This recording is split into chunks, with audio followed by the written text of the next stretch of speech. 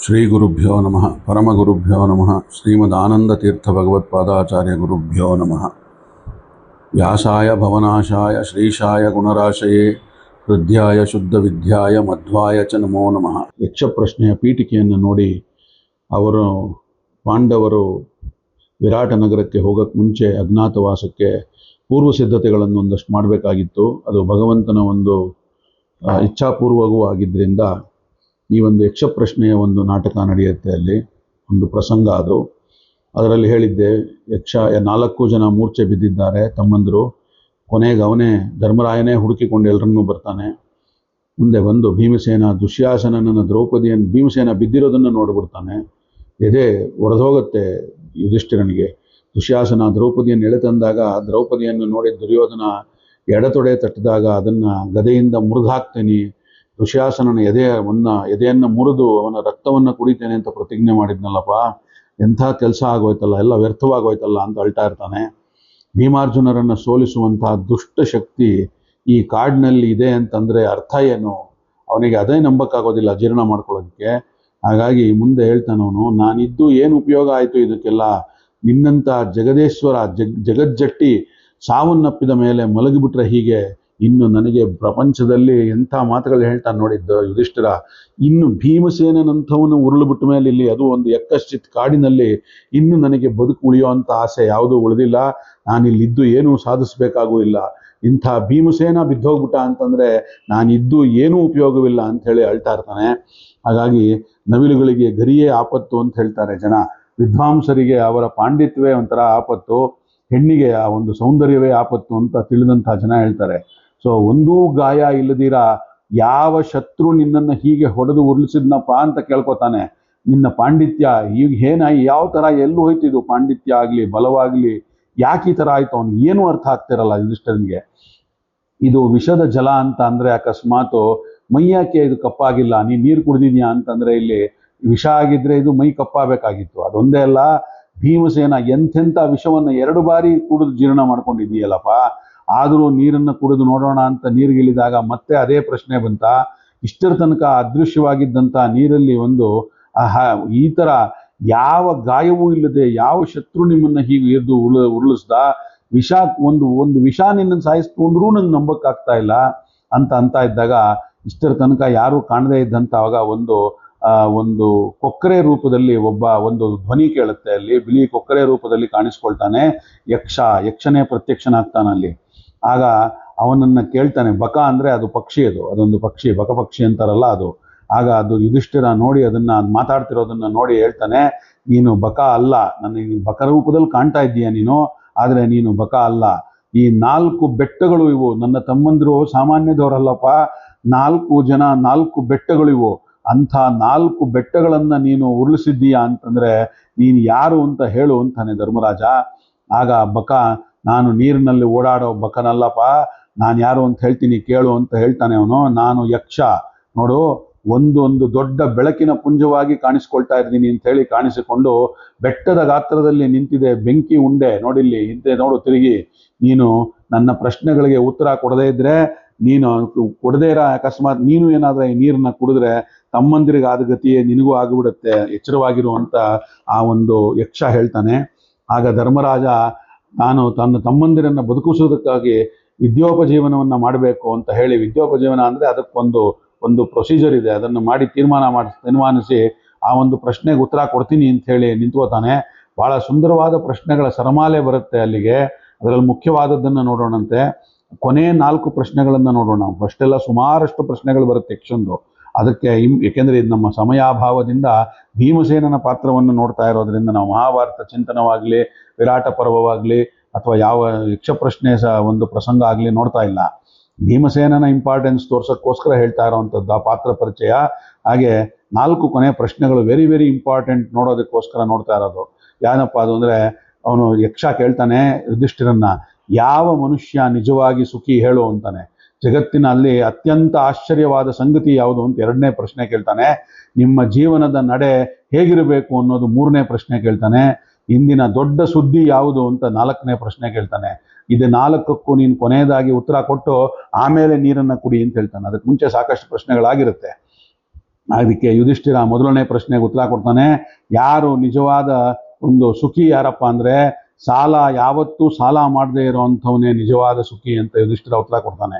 ಇನ್ನು ಎರಡನೇ ಪ್ರಶ್ನೆ, ನಿಮ್ಮ ಜೀವನದ ನಡೆ ಜಗತ್ತಿನಲ್ಲಿ ಅತ್ಯಂತ ಆಶ್ಚರ್ಯಕರವಾದ ಸಂಗತಿ ಯಾವುದಪ್ಪ ಅಂತ ಕೇಳಿರ್ತಾನೆ. ಆಗ ಯುಧಿಷ್ಠಿರನ ಉತ್ತರ ಅದಕ್ಕೆ, ಪ್ರತಿ ಕ್ಷಣ ನಮ್ಮ ಮುಂದೆ ಜನರು ಸಾವನ್ನು ನೋಡ್ತಾ ಇರ್ತೀವಿ, ಹೋಗಿ ಸಾಯ್ತಾ ಇರ್ತಾರೆ, ಅದನ್ನು ನಾವು ಕಾಣ್ತಾ ಇರ್ತೀವಿ. ಹೀಗಿದ್ರೂ ಕೂಡ ಸಾಯೋವರನ್ನು ನೋಡಿಯೂ ನಾನು ಮಾತ್ರ ಖಾಯಮ್ಮಾಗಿ ಇಲ್ಲೇ ಇರೋನು ಅಂತ ಮನುಷ್ಯ ಯೋಚನೆ ಮಾಡ್ತಾನಲ್ಲ, ಇದೇ ಅತ್ಯಂತ ಆಶ್ಚರ್ಯಕವಾದ ಸಂಗತಿ ಪ್ರಪಂಚದಲ್ಲಿ ಅಂತ ಹೇಳ್ತಾನೆ. ಇತಿಹಾಸದಿಂದ ಮನುಷ್ಯ ಪಾಠ ಕಲಿಯೋದಕ್ಕೆ ಅತ್ಯಂತ ಆಶ್ಚರ್ಯಕವಾದ ಸಂಗತಿ ಅಂದರೆ ಇದಕ್ಕಿಂತ ಬೇರೆ ಬೇಕಿಲ್ಲ ಅಂತಾನೆ. ಇನ್ನು ಮೂರನೇ ಪ್ರಶ್ನೆ, ನಮ್ಮ ಜೀವನದ ನಡೆ ಹೇಗಿರಬೇಕು ಅಂತ. ಆಗ ಅದಕ್ಕೆ ಉತ್ತರವಾಗಿ ಹೇಳ್ತಾನೆ ಯುಧಿಷ್ಠಿರ, ಯಾರನ್ನು ಕೇಳಿದ್ರು ಅವನ ಅನಿಸಿಕೆಯನ್ನೇ ಸರಿ ಅಂತ ಹೇಳ್ತಾರೆ. ಯಾವುದೇ ಒಂದು ಗ್ರಂಥ ನಮ್ಗೆ ಅರ್ಥ ಆಗುವಂಥದ್ದು ನಮ್ಮ ಗ್ರಹಣ ಶಕ್ತಿಯ ಮೇಲೆ, ನಮ್ಮ ಅನುಭವಕ್ಕೆ ತಕ್ಕಂತೆ ನಾವು ಶಾಸ್ತ್ರಕ್ಕೆ ಅರ್ಥ ಮಾಡಿಬಿಡ್ತೇವೆ. ನಮ್ಮ ಅನುಭವಕ್ಕೆ ತಕ್ಕಂತೆ ತರ್ಕಕ್ಕೆ ನೆಲೆಯೇ ಇಲ್ಲ. ಅದರಿಂದ ಕಂಡ ವಿಷಯದಲ್ಲಿ ತರ್ಕ ಮಾಡಬಹುದು, ಕಾಣದ ವಿಷಯದಲ್ಲಿ ತರ್ಕ ಮಾಡೋ ಹಾಗಿಲ್ಲ. ಮಾಡಿದ್ರೆ ತಪ್ಪಿಲ್ಲ, ಮಾಡಬಾರ್ದು, ಆ ಥರ ಮಾಡದೇ ಇರಬೇಕು. ಹಾಗೇನೆ ಬೆಂಕಿಯನ್ನು ಇನ್ನೂ ನೋಡುವಂಥ ಮಗು ಹೊಗೆಯನ್ನು ನೋಡಿದಾಗ ಬೆಂಕಿಯಲ್ಲಿದ್ದ ಹೊಗೆ ಯಾಕಿರಬೇಕು ಅಂತ ಕೇಳ್ದಂಗೆ ಒಂದು ತರ್ಕ ಮಾಡದಂತೆ, ಬೆಂಕಿಯಲ್ಲಿ ಹೊಗೆ ಹಾಕಬೇಕು ಅಂತ ತರ್ಕ. ಮಗು ಬೆಂಕಿನೇ ನೋಡಿಲ್ಲ, ಬರೀ ಹೊಗೆಯನ್ನು ನೋಡಿರೋದು. ಆಗ ಅನುಸೃತಮಾನಂ ಅನುಮಾನಂ ಅಂತೇಳಿ ಅನುಮಾನ ಉಟ್ಕೊಳ್ಳುತ್ತೆ. ಒಂದು ಪ್ರತ್ಯಕ್ಷವಾಗಿ ಅಥವಾ ವೇದಕ್ಕೆ ಅನುಗುಣವಾಗಿರಬೇಕು. ಎಷ್ಟೋ ಸಲ ತರ್ಕ ಮಾಡೋದು ನಮ್ಮ ದಡ್ಡತನದ ಪಡಿ ಬಂದು ಪರಿಚಯ ಆಗ್ಬಿಡುತ್ತೆ ಇನ್ನೊಬ್ಬರಿಗೆ. ತರ್ಕ ಮಾಡ್ತಾ ಮಾಡ್ತಾ ತರ್ಕ ಹೆಚ್ಚಿನ ಬಾರಿ ಊಹೆನೇ ಆಗಿರುತ್ತೆ, ಬೇರೆ ಏನೂ ಆಗಿರೋದಿಲ್ಲ. ಹಾಗಾಗಿ ತರ್ಕ ಪ್ರತಿಷ್ಠಾತ್ ಅಂತ ವೇದವ್ಯಾಸರು ಹೇಳಿದ್ರು. ನೈಷಾ ತರ್ಕೇಣ ಅಂತ ಹೇಳಿ ಕಠೋಪನಿಷತ್ ಮಾತು ಹೇಳುತ್ತೆ. ಶರ್ಕತರ್ಕಂತು ವರ್ಜಯೇತ್ ಅನ್ನುವಂಥದ್ದು ಆಚಾರ್ಯ ಮಧ್ವರು ಹೇಳಿದ್ರು. ಇದನ್ನ ನಾನು ಕೋಟ್ ಮಾಡ್ತಾ ಇರೋವಂಥದ್ದು ಅಷ್ಟೇ, ಅದನ್ನಲ್ಲಿರೋದು. ಈ ಎಚ್ಚರ ನಮ್ಮ ಜೀವನದ ನಡೆಯಾಗಬೇಕು ಅಂತ ಹೇಳ್ತಾನೆ ಯುಧಿಷ್ಠಿರ. ಇದನ್ನು ನಾವು ಮನಸ್ಸಿನಲ್ಲಿ ಇಟ್ಟುಕೊಂಡು ಹೇಳಬೇಕು ಅಂತ. ಅಜ್ಞಾನದ ಒಂದು ಕಟಾಹದಲ್ಲಿ ಸಮಸ್ತ ಜೀವಜಾತಗಳನ್ನು ಹಗಲು ಇರುಳು ಅಂತ ಹೇಳಿ ಕಟ್ಟಿಗೆಯಿಂದ ಸೂರ್ಯಚಂದ್ರರ ಬೆಂಕಿಯಲ್ಲಿ ಮಾಸಗಳು, ಋತುಗಳು, ದಿನಗಳು ಈ ಥರ ಮುಂದಾಗಿ ಸುಟ್ಟುದರಿಂದ ಬೇಯಿಸುತ್ತಿರ್ತಾನೆ ಕಾಲಪುರುಷ ಎಲ್ಲರನ್ನೂ. ಒಂದು ದಿನ ಸೂರ್ಯ ಮುಳುಗ್ತು ಹುಟ್ಟಿತು ಅಂದ್ರೆ ಒಂದು ದಿನ ಒಬ್ಬ ಜೀವನದ ಅಲ್ಲ, ಎಲ್ಲರ ಜೀವನದಲ್ಲಿ ಆಯುಷ್ಯನ ಕಸ್ಕೊಂಡು ಹೋದ ಅಂತರ್ಥ. ಇಷ್ಟಾದರೂ ಜೀವಜಾತಕ್ಕೆ ಗೊತ್ತಾಗೋದೇ ಇಲ್ಲ. ಇದೇ ದೊಡ್ಡ ಸುದ್ದಿ ಅಂತ ಹೇಳ್ತಾನೆ ಧರ್ಮರಾಜ. ಯಾವುದು ದೊಡ್ಡ ಸುದ್ದಿ ಅಂತ ಕೇಳ್ತಾನೆ. ಸುದ್ದಿ ಅಂತ ಕೇಳೋದಕ್ಕೆ ನಾಲ್ಕನೇ ಪ್ರಶ್ನೆಗೆ. ಹಾಗಾಗಿ ಅಜ್ಞಾನದ ಜೊತೆ ನಮ್ಮನ್ನ ಜ್ಞಾನವನ್ನಿಟ್ರೆ ಅಜ್ಞಾನದ ಭಾರವೇ ಹೆಚ್ಚಾಗಿಬಿಡುತ್ತೆ. ಅದಕ್ಕೋಸ್ಕರವಾಗಿ ವಿದ್ಯಾದದಾನಿ ವಿನಯಂ ಅಂತ, ಎಲ್ಲಿ ವಿದ್ಯೆ ಇದೆಯೋ ಅಲ್ಲಿ ವಿನಯ ಇರಬೇಕು ಅನ್ನೋದು ಶಾಸ್ತ್ರ. ನಾವು ಹೆಚ್ಚು ಹೆಚ್ಚು ತಿಳಿದಂತೆಲ್ಲ ನಮಗೆ ಗೊತ್ತಿಲ್ಲದೆ ಇರುವಂಥ ಹೆಚ್ಚು ಹೆಚ್ಚು ಇನ್ನೂ ಇದೆ ಅನ್ನೋದು ನಮ್ಗೆ ಎಚ್ಚರವಾಗಿರಬೇಕು. ಹಾಗಾಗಿ ಆಗ ಅಹಂಕಾರ ಬರೋದಿಲ್ಲ ಅಂತ ಧರ್ಮರಾಯ ಹೇಳ್ತಾನೆ ಯಕ್ಷನಿಗೆ. ಈ 4 ಪ್ರಶ್ನೆಗಳಿಗೆ ಪೂರ್ಣವಾಗಿ ಸರಿಯಾಗಿ ಧರ್ಮರಾಜ ಉತ್ತರ ಕೊಟ್ಟಾಗ ಯಮಧರ್ಮ, ಅವನೇ ಯಕ್ಷನಾಗಿ ಬಂದಿರೋ ಅಂಥವನು, ನೀನು ಇನ್ನು ನೀರು ಕುಡಿಯಬಹುದು, ಮತ್ತೆ 4 ಜನ ತಮ್ಮಂದಿರಲ್ಲಿ ನಾನೊಂದು ಹೇಳ್ತಾ ಇದ್ದೀನಿ, ಒಬ್ಬನನ್ನು ಮಾತ್ರ ಬದುಕಿಸ್ಕೊಡ್ತೀನಿ, ನೀನು ಯಾರು ಬೇಕು ಕೇಳು ಅಂತ ಹೇಳ್ತಾನೆ. ಧರ್ಮರಾಜ ಈ ಪರೀಕ್ಷೆಯನ್ನು ಗೆದ್ದು ಬಿಡ್ತಾನೆ. ಅವನು ಹೇಳ್ತಾನೆ, ಯಾರಾದರೂ ಒಬ್ಬ ಬದುಕೋದು ಅಂತ ಆದ್ರೆ ನಕುಲ ಬದುಕಲಿ ನನಗೆ. ಕುಂತಿಯ ಹಿರಿಯ ಪುತ್ರ ಧರ್ಮರಾಜ, ಮಾದ್ರಿಯಲ್ಲಿ ಹುಟ್ಟಿದಂತ ಕೊನೆ ಪುತ್ರ ನಕುಲ, ಗೊತ್ತಿರ್ಬೇಕು ನಮ್ಗೆ. ಹಾಗಾಗಿ ನಕುಲ ಹುಟ್ಲಿ ಅಂತ ಹೇಳ್ತಾನೆ. ಭೀಮಸೇನ ಅಥವಾ ಅರ್ಜುನ ಕೇಳ್ದ ಅಂತ ನಕುಲನನ್ನು ಯಾಕೆ ಬದುಕಿಸ್ಬೇಕು ಅಂತ ಹೇಳ್ತಾ ಇದ್ದೀಯಾ ಅಂತ ಕೇಳ್ತಾನೆ. ಭೀಮ ಬೇಡವಾ ನಿನಗೆ, ಅರ್ಜುನ ಬೇಡವಾ ಅಂತ. ಆಗ ಧರ್ಮರಾಜ ಹೇಳೋ ಮಾತು ನೋಡಿ ಎಂಥ ಮಾತು. ಅದಕ್ಕೆ ಧರ್ಮರಾಜನೇ ಸಾಟಿ ಇದಕ್ಕೆ. ನನಗೆ ಕುಂತಿ ತಾಯಿ, ಮಾದ್ರಿ ಮಲತಾಯಿ ಎಂಬ ಭಾವನೆ ನನಗಿಲ್ಲ ಯಾವತ್ತೂ. ಇಬ್ಬರು ತಾಯಿಯಂದಿರು ನನಗೆ. ಆದ್ರಿಂದ ಭೀಮಾರ್ಜುನರಷ್ಟೇ ನಕುಲ ಸಹದೇವರು ನನಗೆ ಇಂಪಾರ್ಟೆಂಟ್ ಅಪ್ಪ, ಪ್ರೀತಿ ಪಾತ್ರರು. ನನ್ನ ತಾಯಿಗೆ ನಾನಿದ್ದೇನೆ ಒಬ್ಬ ಮಗನಾಗಿ. ಮಾದ್ರಿಯ ಸಂತಾನ ನಿಸ್ಸಂತಾನವಾಗಬಾರದು, ಅದಕ್ಕೋಸ್ಕರ ನಕುಲನನ್ನು ಕೇಳ್ತಾ ಇದ್ದೇನೆ. ನನ್ನ ಸ್ವಾರ್ಥಕ್ಕೆ ನನ್ನ ಅತ್ಯಂತ ಪ್ರಿಯ ಭೀಮಸೇನ ಬದುಕಲಿ ಅಂತ ಹೇಳಿ ಕೇಳಿಬಿಟ್ರೆ ಮಾದ್ರಿಗೆ ಅನ್ಯಾಯವಾಗಿಬಿಡುತ್ತಪ್ಪ. ಅದರಿಂದ ನನಗೆ ನಕುಲ ಬದುಕಬೇಕು, ಒಬ್ಬನಾದ್ರೆ ಒಬ್ಬನೇ ಬದುಕೋದು ಅಂತ ಆದ್ರೆ ಅಂತ ಧರ್ಮರಾಜ ಹೇಳ್ತಾನೆ ಯಕ್ಷನಿಗೆ. ಅಂದ್ರೆ ಅವನು ಧರ್ಮರಾಜನೇ, ಅವನು ಯಮಧರ್ಮರಾಜ ಅಲ್ಲೇ. ಆದ್ರೆ ಇಲ್ಲೂ ಈ ಪ್ರಶ್ನೆಗೂ ಗೆದ್ದಾಗ ಯಮನಿಗೆ ಪರಮ ಸಂತೋಷ ಆಗಿಬಿಡುತ್ತೆ. 4 ಬದುಕಿಸ್ಕೊಡ್ತೀನಿ ಅಂತ ಹೇಳಿ ಆಶ್ವಾಸನೆಯನ್ನು ಕೊಟ್ಟು ಯುಧಿಷ್ಠಿರನಿಗೆ ಇಲ್ಲಿ ಮೂಲ ರೂಪಕ್ಕೆ ತನ್ನ ಅಂಶದ ಅರಿವಿದೆ ಅಂತ ಗೊತ್ತಾಗತ್ತೆ ಅವನಿಗೆ. ಮೂಲ ರೂಪ ಯಕ್ಷನದ್ದು, ಆದ್ದರಿಂದ ಅವತಾರ ರೂಪ ಧರ್ಮರಾಜ ಇಲ್ಲಿ ಅಂತ ಕೇಳಿದಾಗ ಆ ಒಂದು ಶಂಕೆಗೆ ನೀನು ಯಾರು ಅಂತ ಕೇಳ್ತಾನೆ. ಉತ್ತರ ಕೇಳ್ಕೊಳ್ಳೋಕ್ಕೋಸ್ಕರ ಅಂತ ಕೇಳಿದಾಗ ಯಮ ಹೇಳ್ತಾನೆ, ನಾನೇ ಯಮಧರ್ಮರಾಯ. ನೋಡು ಇಲ್ಲಿ ನಿಂದು ಅರಣಿ ಕಾಷ್ಟ, ಇದನ್ನು ನಾನೇ ಕಿತ್ಕೊಂಡು ಹೋದಂಥದ್ದು. ತೆಗೆದುಕೋ ಈ ಅರಣಿ ಕಾಷ್ಟವನ್ನ, ಮತ್ತು ಇನ್ನೊಂದು ಕೆಲಸ ಆಗಬೇಕಾಗಿದೆ ನನಗೆ. ನೀವು ಇದೇ ರೂಪದಿಂದ ತಿರುಗಾಡಿದ್ರೂ ಕೂಡ, ಹೊರಗಡೆ ಯಾವುದೇ ರೂಪದಲ್ಲಿ ತಿರುಗಾಡಿದ್ರು ಅಜ್ಞಾತವಾಸದಲ್ಲಿ ನಿಮ್ಮನ್ನು ಯಾರು ಗುರುತಿಸದಂತ ಹಾಗೆ ದೇವತೆಗಳ ವರವೂ ಇದೆ, ನಾನು ಆ ವರ ಕೊಡ್ತಾ ಇದ್ದೇನೆ ನೋಡಿ. ಇದು ಬೇಕಾಗಿರುತ್ತೆ. ಇದಕ್ಕದು ಪೂರ್ವ ವಿರಾಟ ಪರ್ವಕ್ಕೆ ಒಳಗಡೆ ಅಜ್ಞಾತವಾಸಕ್ಕೆ ಎಂಟರ್ ಆಗಕ್ ಮುಂಚೆ ಇದು ಅದರ ಪೂರ್ವ ಸಿದ್ಧತೆ, ಭಗವಂತನ ಸಂಕಲ್ಪ ಇದು. ಹಾಗಾಗಿ ದೇವತೆಗಳ ವರ ಇದೆ, ನಾನು ಇದಕ್ಕೆ ವರ ಕೊಡ್ತಾ ಇದ್ದೀನಿ. 3 ಲೋಕಗಳಲ್ಲಿ ಇಲ್ಲಲ್ಲಪ್ಪ ನೀನು ಅತಲ ವಿತಲ ಸುತಲ ಪಾತಾಳ 3 ಲೋಕ, ಭೂರ್ಭುವಸ್ವಹ ಅಂತಾರೆ 3 ಲೋಕ ಅಂದ್ರೆ. ಆ 3 ಲೋಕಗಳಲ್ಲಿ ಎಲ್ಲಿದ್ರೂ ಕೂಡ ನಾನೇ ನೀನಾಗಿ ಹುಟ್ಟಿದ್ದು ಅಂತ ತಿಳ್ಕೊ. ಇದನ್ನ ನಿನ್ನನ್ನು ಕೊಂಡು ನಿನ್ನನ್ನು ಅಪಾಯದಿಂದ ಪಾರು ಮಾಡ್ಲಿಕ್ಕೋಸ್ಕರವೇ ನಾನು ಬಂದಂಥವನು. ಇವಾಗ ನಿಮಗೆ ನಮ್ಮ ಈ ಒಂದು ವರದ ಬಲ ಬೇಕಾಗಿದೆ. ಯಾಕಂದ್ರೆ ನೀವು ಯಾರ ಕಣ್ಣಿಗೂ ಬಿದ್ರೂ ನೀವು ಪಾಂಡವರು ಅಂತ ಗೊತ್ತಾಗಬಾರ್ದು. ಹಾಗಾಗಿ ನಿಮಗೆ ಹಿರಿಯರ ಅನುಗ್ರಹ ಇದೆ. ಮುಖ್ಯವಾಗಿ ಎಲ್ಲದಕ್ಕಿಂತ ಮುಖ್ಯವಾಗಿ ಶ್ರೀಹರಿ ಕೃಷ್ಣ ಪರಮಾತ್ಮನ ಅನುಗ್ರಹ ಇದೆ ನಿಮಗೆ. ಆದರೂ ನಿಮ್ಮ ಪ್ರಯತ್ನ ನೀವು ಮಾಡಲೇಬೇಕು, ಮಾಡ್ತಾ ಇದ್ದೀರಾ ಅಂತ ಹೇಳಿ ನನ್ನ ವರವೂ ಇದೆ ನಿಮಗೆ. 3 ಲೋಕಗಳಲ್ಲಿ ಎಲ್ಲೇ ಇದ್ರೂ ನಿಮ್ಮನ್ನು ಯಾರೂ ಕಂಡಿಡಿಯಕ್ಕಾಗಲ್ಲ ಈ ಒಂದು ವರ್ಷ ಅಜ್ಞಾತವಾಸದಲ್ಲಿ ಅಂತ ಹೇಳಿ ಅಂತರ್ಧಾನವಾಗ್ತಾನೆ ಯಮಧರ್ಮರಾಯ. ಇನ್ನು 12 ವರ್ಷ ಮುಗಿಸಲು ಏನಪ್ಪಾ ಅಂತಂದ್ರೆ 2-3 ದಿನ ಬಾಕಿ ಇದೆ ಇನ್ನು. ಆಗ ಪಾಂಡವರು ಋಷಿಗಳ ಹತ್ರ ಬಂದು ಕುಳಿತು ಸಮಾಲೋಚನೆ ಮಾಡ್ತಾರೆ. ದ್ರೌಪದಿ, ದಾಸಿಯರು, ಒಂದು ಧರ್ಮರಾಜ, ಸಾರಥಿ, ಇಂದ್ರಸೇನ ಎಲ್ಲರೂ ಕೂಡ ಕೂತಿರ್ತಾರಲ್ಲಿ.